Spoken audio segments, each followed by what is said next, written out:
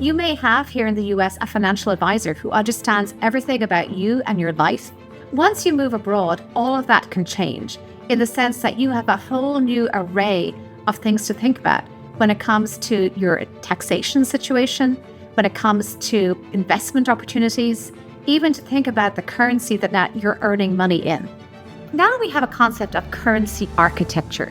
And when we speak about currency architecture at Moneta, we are speaking about those building blocks that you will need to construct your global life and think about your global spending needs. At Moneta, our concept of currency architecture is essentially thinking about your currency exposure as the building blocks that you have in your global financial life. When we think about the building blocks of your currency architecture, we are thinking about where are your spending needs likely to be. For example, if you live in London, but you have a child at college in Canada, are you going to have a Canadian dollar currency stream? And how many years is that currency stream likely to last? You may wish to make a large purchase, for example, real estate somewhere in the Eurozone. When are you likely to want to make that purchase? How much is it likely to be?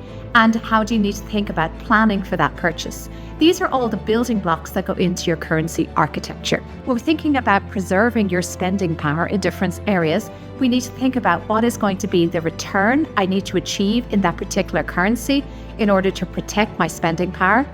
If there is a high inflation zone, for example, we would think about how are my expenditures in that spending zone likely to be increasing with inflation in that zone.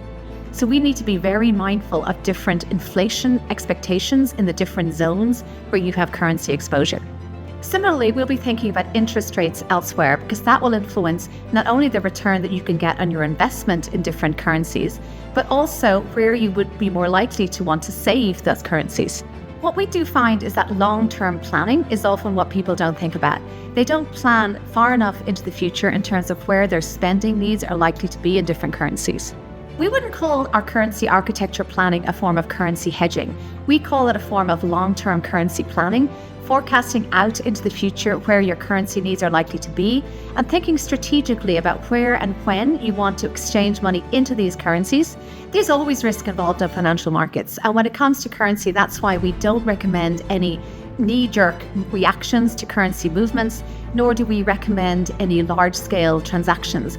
We tend to recommend steady state, either maintaining of a cash flow within the region where you need that currency, and not to do anything with a sudden impact, and instead to just expect that there will be volatility in this area and to move things more average over time.